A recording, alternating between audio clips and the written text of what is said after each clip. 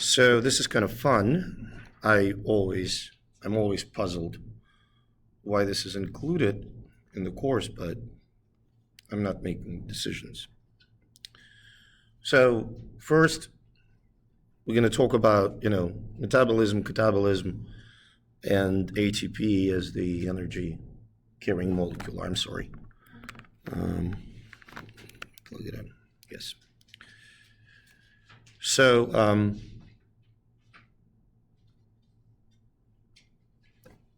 let's define some terms, shall we? First, metabolism. All chemical reactions in the cell. Inside. Catabolism. They break down molecules.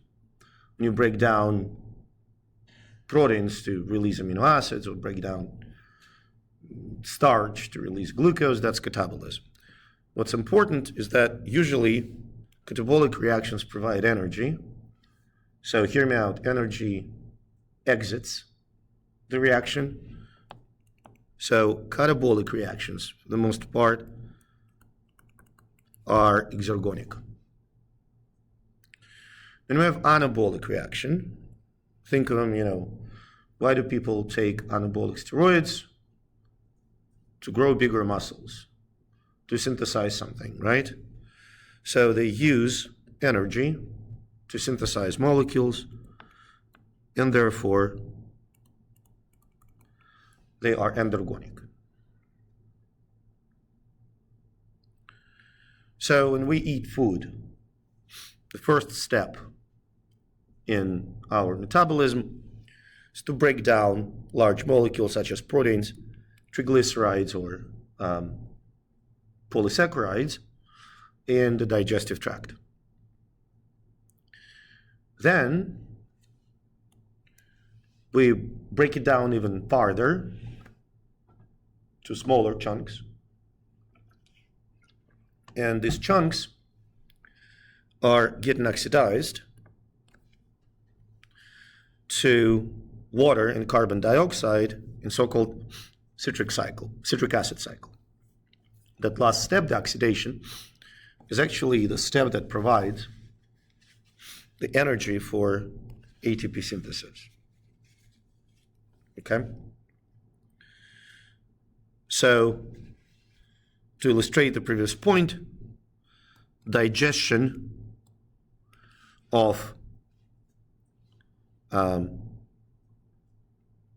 biological polymers, such as triglycerides, polysaccharides, or proteins, releases the building blocks, which are degraded into smaller chunks, which are oxidized in the citric acid cycle to produce ATP. So far, all good?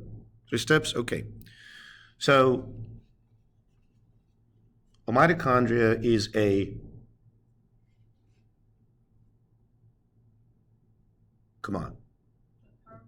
Thank you. A powerhouse of the cell. I have a t-shirt that says it. So this organelle originally was an aerobic bacteria, and the symbiosis resulted in the formation. We don't have the direct evidence, but circumstantial evidence is pretty significant. So since it is an endosymbiont, it has 2 membranes, the outer and the inner. The fun happens in the matrix within the inner membrane, and the space between the outer and the inner membrane is called intermembrane space. So that part is the intermembrane space. So obviously cells contain not only mitochondria, but other components. So crash course in cell structure, which I don't think all of you need. But reminder, cell membrane surrounds the cell and basically defines what the cell is. Cytoplasm, everything between the membrane and the nucleus. Cytosol is a gooey stuff in which all the organelles and the nucleus are suspended or floating, okay? So that's a fluid part. Mitochondrion, singular, mitochondria plural, powerhouse of the cell, ATP synthesis. Nucleus, that's where your recipe book is, okay? Genetic information. And ribosomes, as we figured, is the small complex of proteins and nucleic acids, RNA specifically, which produces protein. So I told you that I'm going to annoy you. Yes, energy is stored as adenosine triphosphate. No, it is not. Energy is not stored as adenosine triphosphate. Adenosine energy is transferred between different reactions in the form of adenosine triphosphate. ATP is not a storage molecule. We cannot accumulate large amounts of ATP in the cell. So it is basically a nucleotide with two more phosphates. Remember, this is a nitrogenous base, adenine. Adenine and ribose form a nucleoside, adenosine. Adenosine and one phosphate group form nucleotide, but then you keep slapping more and more phosphate groups. And at the end of the day, you have adenosine triphosphate. This is why we call it ATP. Good? Moving on? Okay, cool. So ATP can be broken down. You can break down gamma or beta phosphate groups. Specifically, you cut through this bond. Okay, that makes sense? Good? So when you split the bond between the gamma and beta phosphate, you release a certain amount of energy. It's a pretty decent amount, 7.3 kilocalories per mole. Okay? And then if you split the second bond, you generate another 7.3 kilocalories. So that statement here is correct. So every process that requires energy is fueled effectively by ATP. Okay? So ATP sometimes is called an energy currency within the cell. Think of it this way. Why currency, I'll explain in a second, but so catabolic reactions, I don't know why they illustrated it well, food, okay. So catabolic reactions break down large molecules. Those large molecules that generate smaller molecules are broken down further, they are oxidized, energy is released. Are you with me? That energy is converted into ATP. That ATP will be used by endergonic, anabolic processes, such as protein synthesis, or simply as an energy source for energy requiring reactions. I want to be very, very specific. Do you see that statement, catabolic reactions, energy releasing? It is a wrong statement. Let me explain. Because I am an extremely annoying and pedantic person. Catabolic breakdown. Usually exergonic.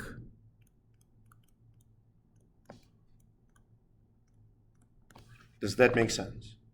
And by analogy, anabolic are synthetic reactions, and energy releasing are endergonic. Okay? So, well, first of all, we digest foods. So first of all, carbohydrates. Where do we digest them? We digest them in the mouth, we digest them in the intestines. Okay, in the mouth, yes. Salivary glands produce the enzyme called amylase.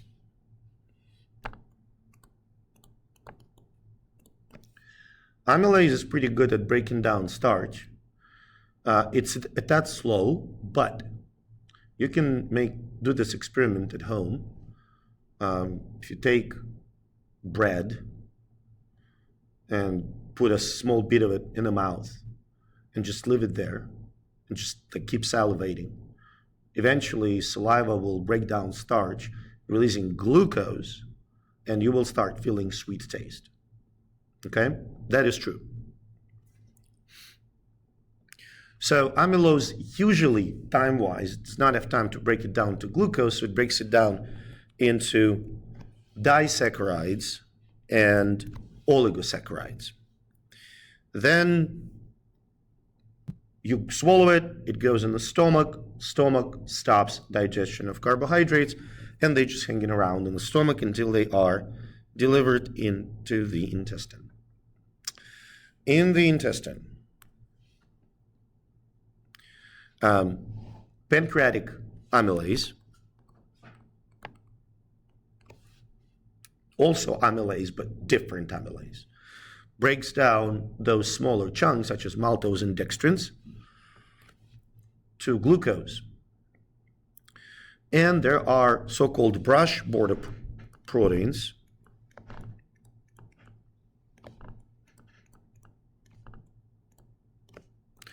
There are three of them: sucrase, lactase, and maltase. They break down sugar, lactose, and maltose, which we derive from starch.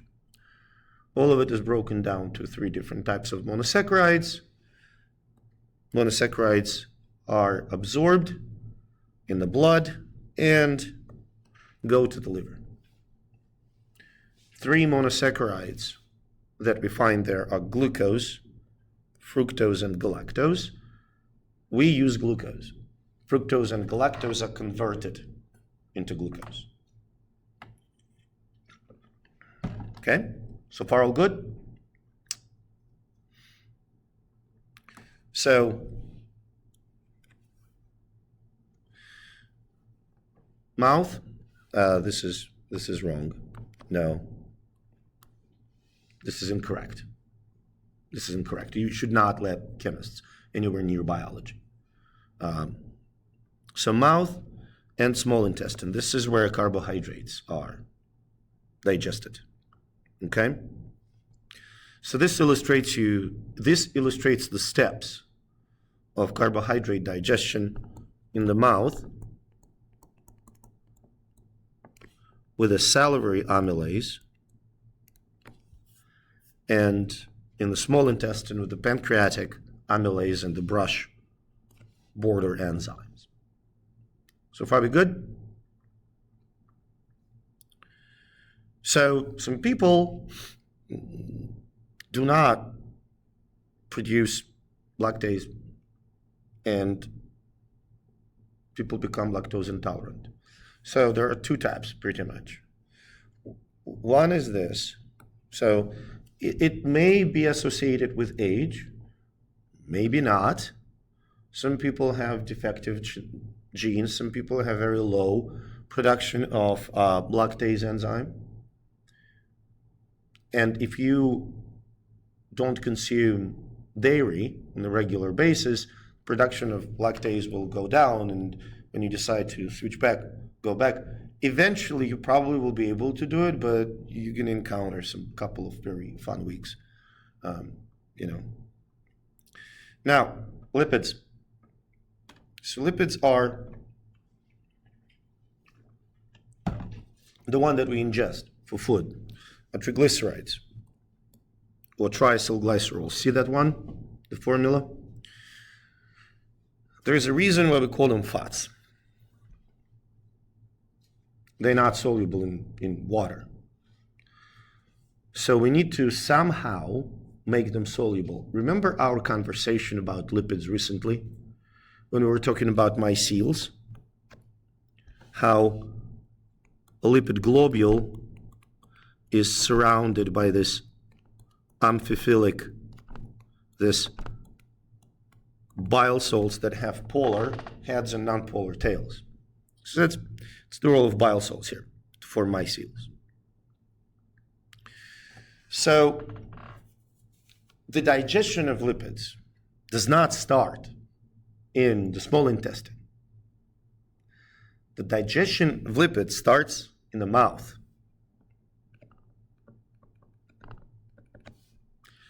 Enzyme called lingual lipase starts to partially break down those lipids. So far, we're good? It continues in the stomach, where gastric lipase breaks them down even further. But of course, the main chunk of lipid digestion happens in the small intestine, where pancreatic lipase removes 2 fatty acids, forming monoacylglycerol, and 2 fatty acids. Does that make sense? So this fairly hydrophilic glycerol and still hydrophobic fatty acids are still within a mycele. So that mycele it transports those components in the cells in the intestinal wall, where they are recombined, forming triglycerides or triacylglycerols. Okay, do you follow my train of thought so far? Good. And these triacylglycerols form chylomicrons. We were talking about chylomicrons when we discussed lipids. Remember the digestion of lipids? How chylomicrons go through the bloodstream into the liver, and then in liver they are repackaged in the low and very low density lipoproteins. We're good? That makes sense. Now proteins, the digestion does start in the stomach. So hydrochloric acid and the enzyme pepsin both start breaking down proteins, forming a bunch of polypeptides. Okay? Now, from the stomach, partially digested proteins end up in the small intestine. And trypsin and chymotrypsin also elastase,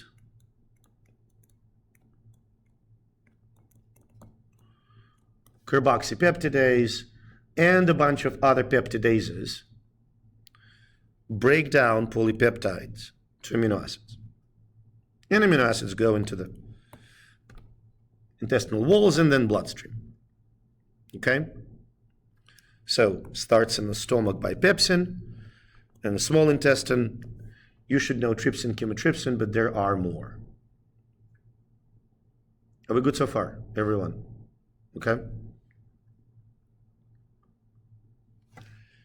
Now, we were talking about 3 steps: digestion, degradation, and oxidation.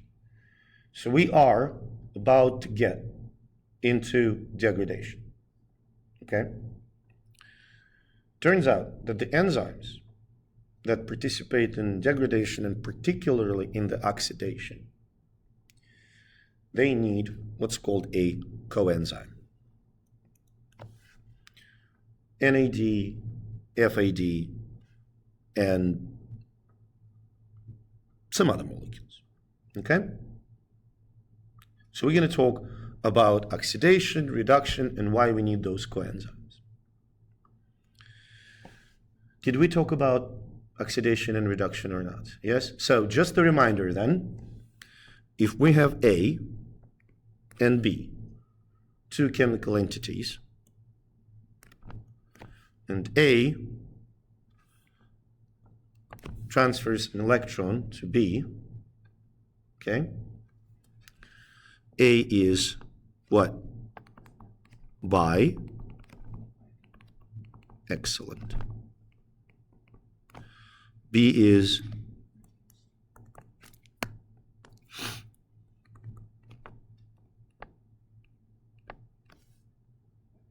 by A. So A is, what does A do? Reduces B.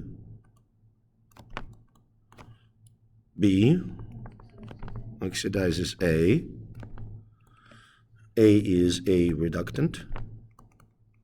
Oh, for God's sakes. Nah, it's fine. It pops up sometimes and there's no way I can get it out of my way. It's a reductant oxidant. Good? Awesome. So I want to make it very, very clear. Hear me out. The only proper way to describe oxidation is that it is a transfer of electrons, period. It is a proper chemical way. A loss of hydrogen or an increase in the number of bonds to oxygen, those are sort of signs. So if you see that a molecule loses hydrogen, it's being oxidized. Or that the number of bonds to oxygen increases, it's oxidation. But what happens during this process is inextricably linked to the electron transfer from the reductant to the oxidant. Okay, so with that out of the way, let's look at the summary. What we need to understand is that oxidation and reduction are always coupled. Do you understand what I'm trying to say? You can't have oxidation. You can't have oxidation without reduction and vice versa. If one molecule is oxidized, another must be reduced. So two coenzymes that are essential for oxidation and reduction are NAD plus and FAD. So NAD plus is a rolling of the tongue nicotinamide adenine dinucleotide. Okay? So why do we call it this way?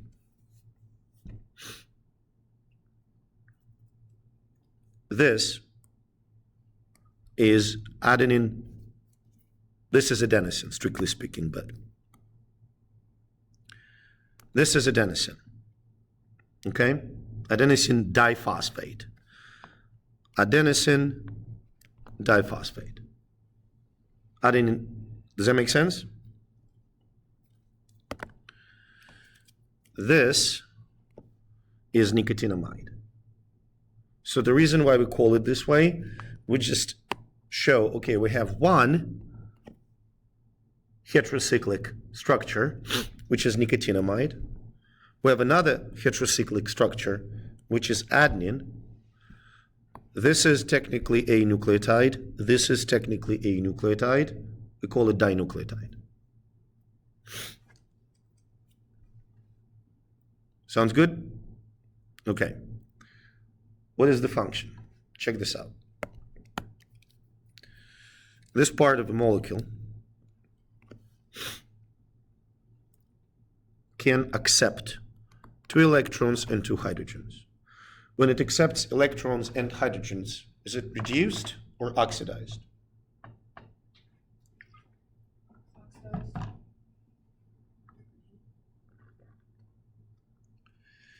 When it accepts hydrogens, it is, I know, listen, it is the matter of English language rather than chemistry. It's just, the habit has to be built. We're going to build that habit. So it is reduced. When it is reduced, when this reduction goes from left to right, we call this NADH a reduced form.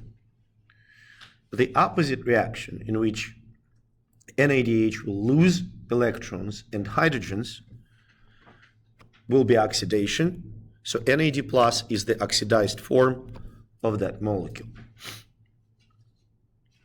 Okay, makes sense? So it is essential for the reactions in which a new carbonyl group will be produced from the hydroxyl group. So for instance, when your liver oxidizes alcohol, ethanol, see, the electron goes from ethanol to NAD plus, and the product is NADH, the reduced form, and acetaldehyde. That makes sense?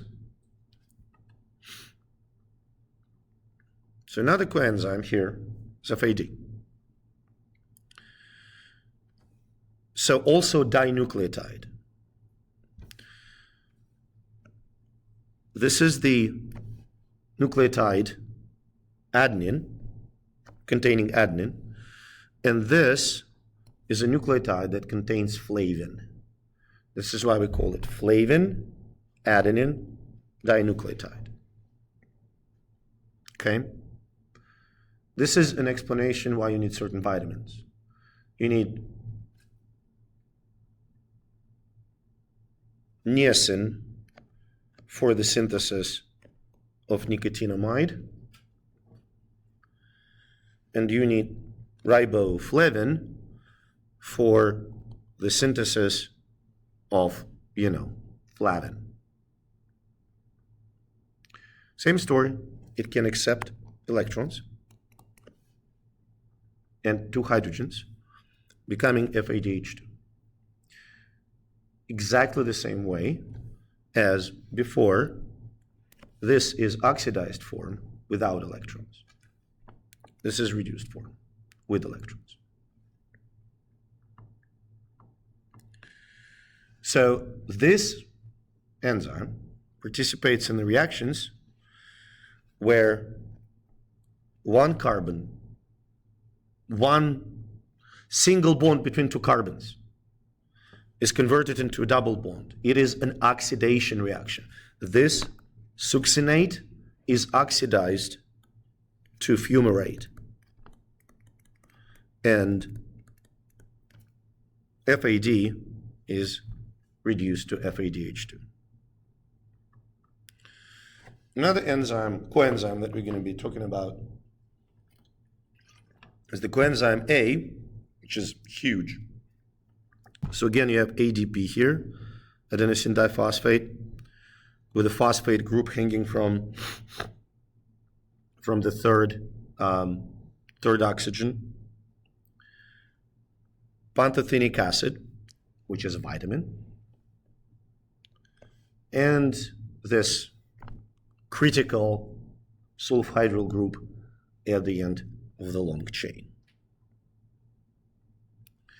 So this coenzyme A is essentially a transport molecule that carries acetyl groups to the enzymes and facilitates the reaction of this acetyl group with other intermediates in the process of the breakdown carbohydrates. Okay, so far so good? Now, I want to mention, I will have a chance to mention. So now we are going to talk about the process of glucose oxidation, okay? Effectively, glycolysis. We're going to start with glycolysis. Probably finish with glycolysis, and I will let you go. So, this is the oldest metabolic pathway known to Earth. Okay, it is present in one or another form in all organisms. Okay? So this is effectively what glycolysis does. Takes 6-carbon glucose, breaks it down into 3-carbon pyruvates. Okay? It happens in the cytoplasm because every cell has one. And it requires no oxygen, which is convenient. So there are 2 phases. Now, hear me out. I am not asking you to memorize the steps of glycolysis, all 10 or 11 or whatever. I want you, God forbid, I want you to understand conceptually 2 big phases of a process. Okay? So we start with the glucose. Remember, each black circle represents carbon. Okay? So how many carbons are in the molecule of glucose? 6. So this first 5 reactions, as you can see, use 2 molecules of ATP. See that? To produce these 2 3-carbon intermediates. They are effectively isomers. They are converted into each other. So one of the molecules is dihydroxyacetone phosphate, and another one is glyceraldehyde 3-phosphate. Okay? So far we're good? So why we call it energy investment phase? Because during that phase, we use 2 molecules of ATP.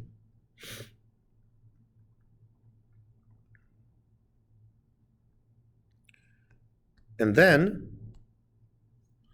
during energy generating phase, these 2 high energy 3-carbon intermediates are broken down into 2 3-carbon molecules of pyruvate. Clear? How many carbons are in 2 pyruvate molecules? In 2.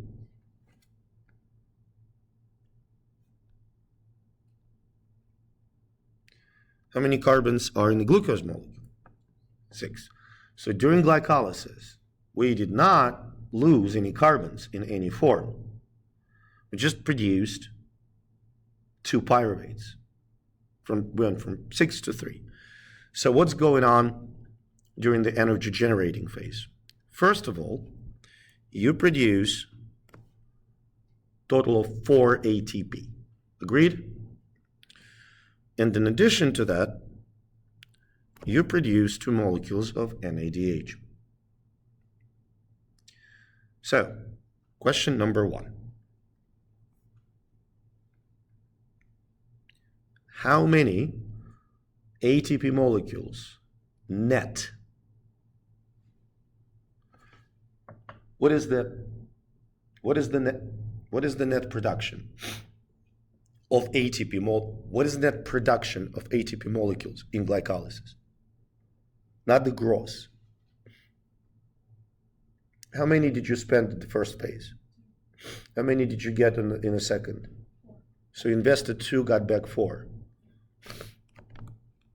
You get 2 ATP out of this process. So what's the purpose of NADH? NADH, is it a reduced or oxidized form? Reduced. If there's an H, it's reduced. Okay? Since it is reduced, did it receive electrons or lost electrons? Received. It received electrons, right? You know Leo Ger, the mnemonic for oxidation reduction? Loses electrons, oxidized. Leo. And Leo say what?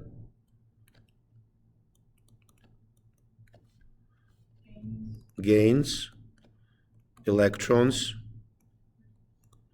reduced. Okay? Make sense? Okay. So NADH gains electrons. Does that make sense? Now, before I let you go, the process or processes of energy transfer in cells are processes of electron movement, okay, processes of oxidation and reduction. Electrons cannot kind of float around inside a solid goo. Am I making sense? Do you follow? They can't. So they need some kind of a carrier. NADH and FADH2 are electron carriers that move electrons from one reaction to another, because reaction may occur in different locations in the cell. Good? We have about half left.